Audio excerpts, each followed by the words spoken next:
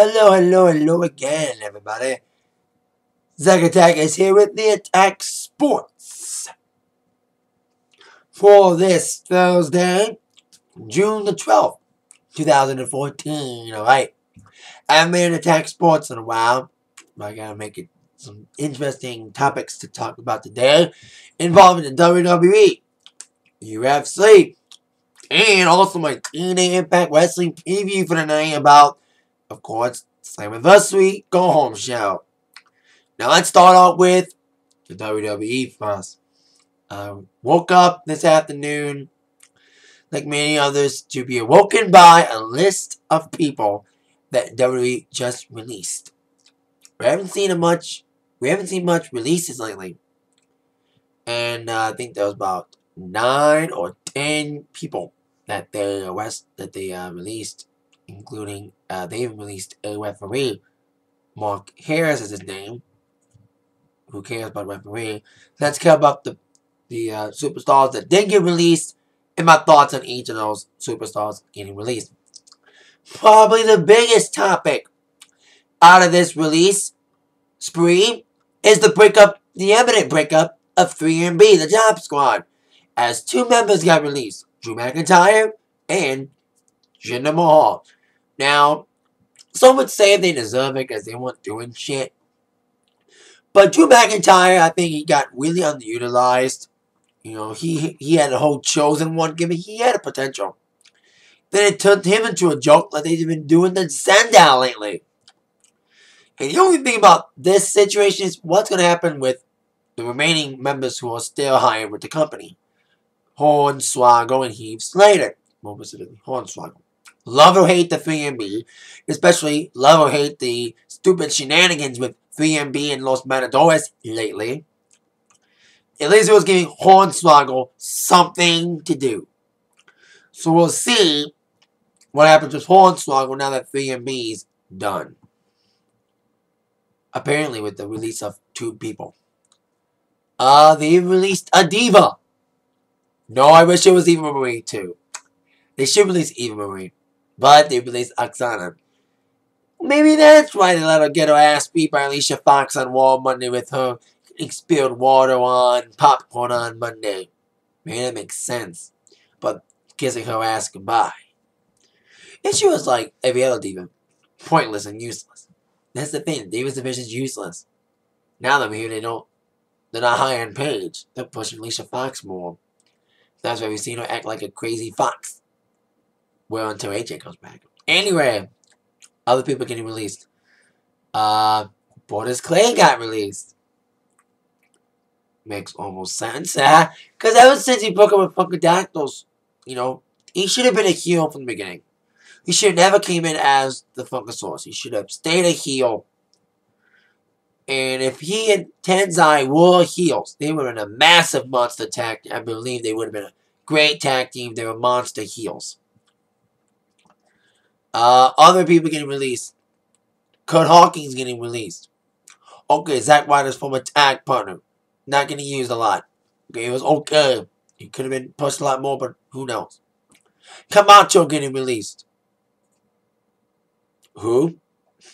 Let's move on to Yoshitatsu. Probably people reading these names like, wow, they're still hired by the company. Specifically, we read Yoshitatsu, who I think is more as a trainer now. Not that he was a good guy. I think he's a nice guy, and there's an okay little high-flying guy. They could have used him a lot more. Speaking of high-flying guys, they should have used a lot more. Well, if he didn't get injured. Evan Bourne also got released.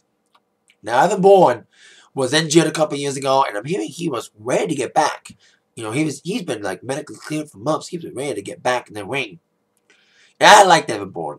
You know, I thought he had great potential if he didn't get injured a lot. He's like high-flying guys, unfortunately, get injured a lot. Just ask Rey Mysterio. So, I would love to have seen Evan Bourne come back at least one night and then get released. And also, Teddy Long got released as well.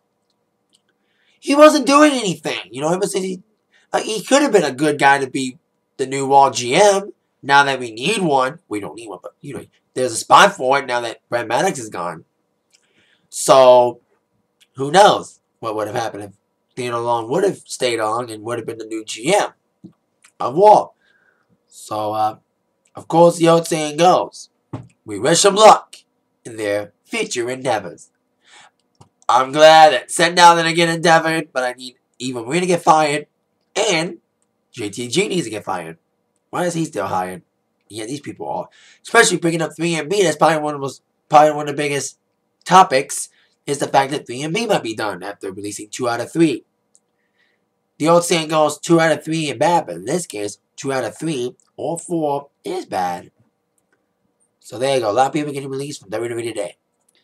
Now, one guy that didn't get released from company, but retired specifically, going to UFC news now, Chael Sonnen. Of course, he's been known for talking the talk and also walking the walk.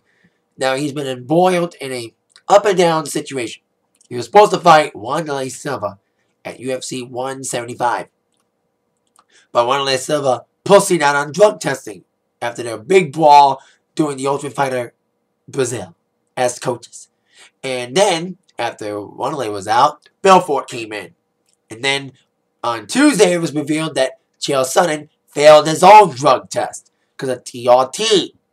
He was trying to get it off his system because now he was trying to transition from the TRT that is no longer legal for fighters to use in Nevada.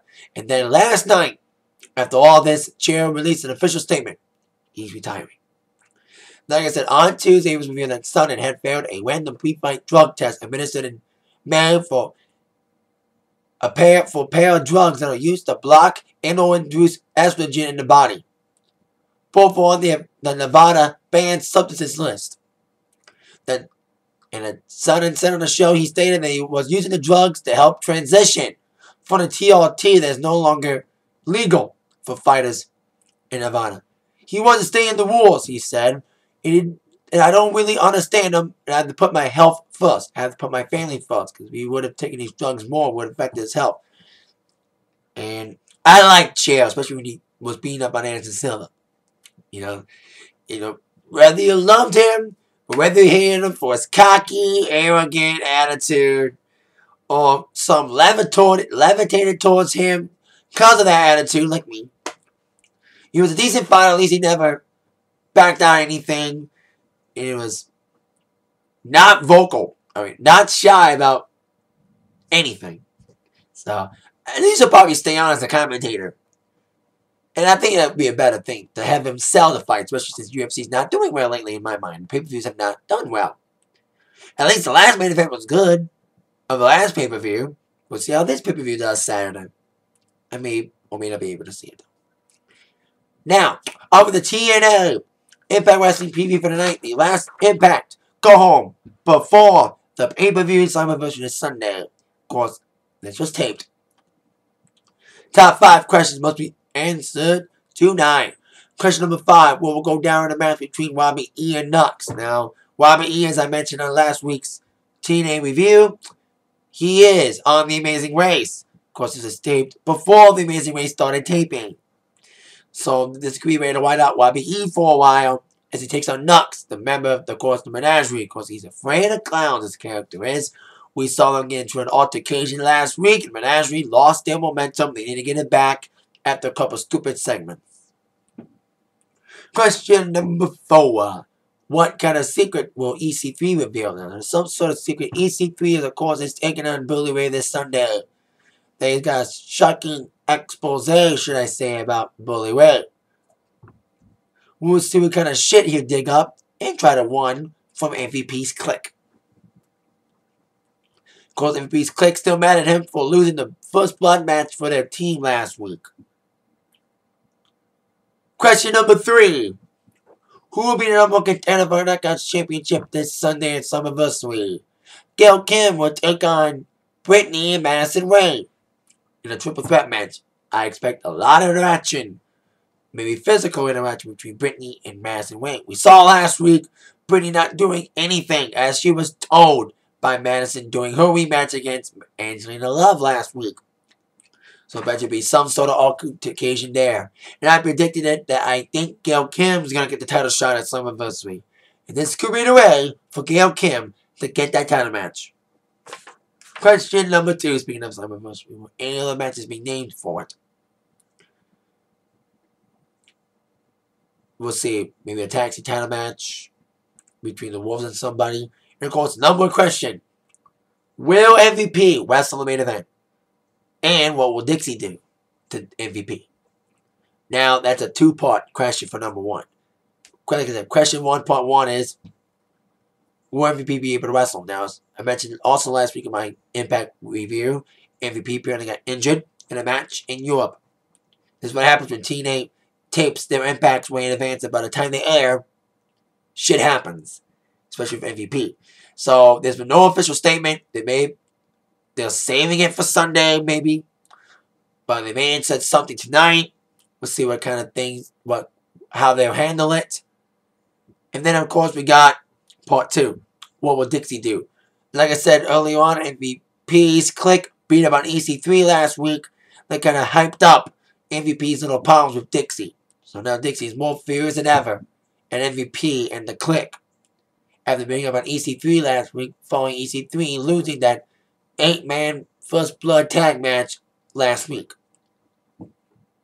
So there you go. We'll see what happens there and see what happens on the Go Home show before Slammiversary tonight at 9 Central, Spike TV. That is it for the Atak Sportz for today. See you all later for my Impact Wrestling review tonight. With that in mind, y'all been attacked by the review, should I say the news, sports news. I'm Zach. Thank y'all very much. See y'all later. Yeah.